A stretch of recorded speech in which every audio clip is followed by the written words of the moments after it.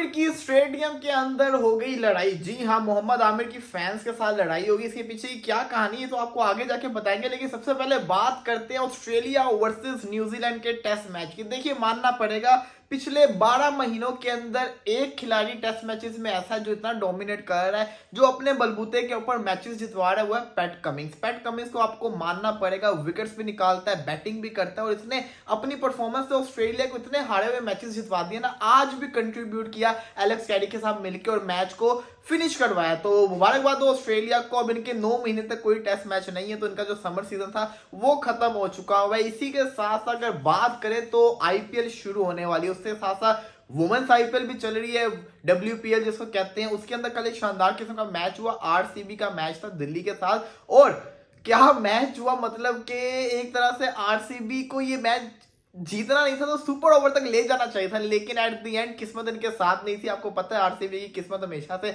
इनके साथ नहीं रहती, लेकिन घोष ने क्या शानदार किस्म की बल्लेबाजी की एंड के ऊपर जाके, जिस तरीके से उसने फाइनल ओवर के अंदर इतने सारे टारगेट को अचीव कर रही थी। लेकिन एक रन से ये लोग जो हारे हैं ना, ये दुख कभी भी नहीं जाएगा, ये आरसीबी का दुख हमेशा से रहेगा। इसलिए कहते हैं कि जब 2 आरसीबी की टीम हो ना, तो एक ही आरसीबी टीम को सपोर्ट करो, ताकि जो आपका जो दुख है वो डबल ना हो। तो इसलिए मैं मेंस की आरसीबी को ही सपोर्ट करता होता हूँ। अलबत्ता आईपीएल शुरू होने वाली, इसकी तैयारियां अरूजो के ऊपर है, और सुनने में ये आ रहा है कि रोहित शर्मा का ये आखिरी आईपीएल होगा सिर्फ और सिर्फ मुंबई इंडियंस से। जी हाँ, मुंबई इंडियंस से आखिरी आईपीएल होगा। अलबत्ता रोहित शर्मा जो है वो आईपीएल खेलेंगे, और अंबत्ती रायडू ने तो ये भी कह दिया कि 5 से 6 साल रोहित शर्मा आराम से खेल सकते हैं, और खेल भी सकते हैं, क्योंकि जब एमएस धोनी खेल सकते हैं तो व्हाई नॉट रोहित शर्मा।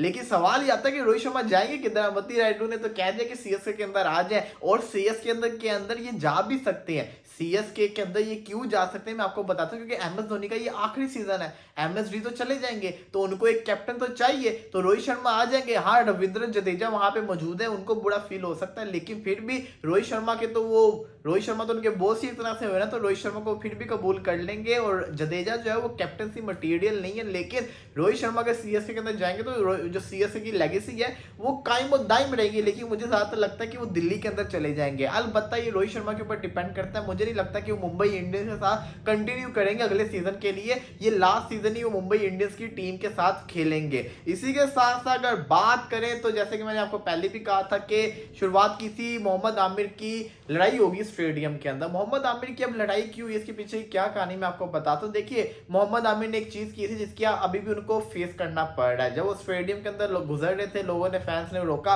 उन्होंने ऑटोग्राफ देने के लिए रुके, पीछे से लोग आमिर आमिर के नारे लगा रहे थे। एक ने फिक्सर का नारा लगा दिया। अब जब फिक्सर का चैंट किया तो आमिर को बुरा लग गया। उन्होंने कहा कि तुम घर से ये सीख कर आते हो। आमिर को बड़ा गुस्सा चढ़ गया था, उनको साथ जो लड़का था वो लेके चला गया। लेकिन ये हुआ क्यों, ये आप सब जानते हैं क्या वजह। अब मेरा ये चीज को समझ नहीं पाता। देखिए, आमिर ने अपनी सजा पूरी कर ली हुई है, और आमिर ने आपको उसके सजा के बाद भी बड़े सारे अचीवमेंट हासिल करवाए। चैंपियंस ट्रॉफी का फाइनल, अगर आमिर आपके जिसको कहते हैं शेखर धवन, रोहित शर्मा, विराट कोहली को आउट ना करता, उन्होंने टारगेट को चेस कर जाना था। सिंपल चीज है ना, वो आमिर ही था जिसने आउट कर दिया था। तो आपको भूलना नहीं चाहिए जो उसने किया वो पास था।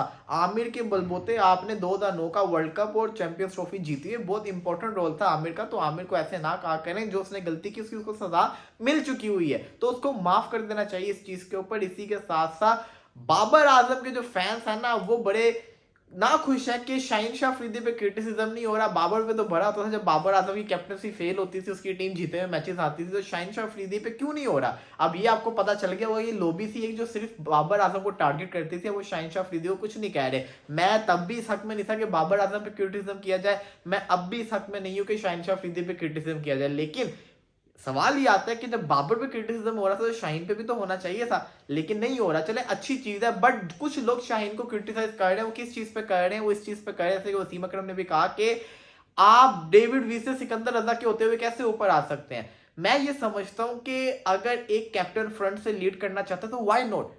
या तो वो चल ना रहा हो, या तो वो बोले जाया कर रहा हो, वो ऊपर आके परफॉर्मेंस करके दिखाता है, उसमें जुनून है, उसको होता है कि टीम के लिए मैंने रन करना है। कल भी सबसे ज्यादा उसका स्ट्राइक रेट था 161 का, और उसने 55 रन से स्कोर किए। तो अगर एक बंदा फ्रंट से लीड करना चाह रहा है, डर के पीछे नहीं बैठना चाह रहा, तो उसको आने दे। डेविड वीसे को कौन सी बल्लेबाजी में उसने 50 मार दिया, सिकंदर रजा ने मार दिए, शाहीन ने तो मार दिया ना। तो शाहीन अपनी बैटिंग को इंप्रूव कर रहा है, लेकिन शाहीन की फर्स्ट प्रायोरिटी हमेशा उसकी बॉलिंग होनी चाहिए। शाहीन शाह अफरीदी पिछले कुछ सालों से एंड के ओवर से बहुत मार खा रहा है, चाहे वो 2021 का वर्ल्ड कप क्यों ना हो, मैथ्यू वेड हो, चाहे वो अब की बात क्यों ना हो। आप देखें ना, वसीम जूनियर से छक्का खा लिया। शाहीन को मैं एक चीज पे बोलना चाहूंगा, ये कि शाहीन अपनी कैप्टनसी पे उसको कुछ नहीं बोल रहा, अपनी बॉलिंग को इंप्रूव करे। बॉलिंग पे उसको बहुत मार पड़ती है, एंड के ओवर से उसको बहुत मार पड़ती है और उसको सीखता कुछ नहीं है। इतना सीनियर बॉलर हो चुका है। मिचेल स्टार्क को देखे परफेक्ट यॉर्कर मारना सीखे, जो कि वो मारता ही नहीं है। अब जो वसीम जूनियर को बॉल दिया, अगर आप उस बॉल को देखो, हाफ पिच बॉल है, उसको इतना पूरा टाइम मिल गया कि उसने पूरा बल्ला घुमा के मार दिया।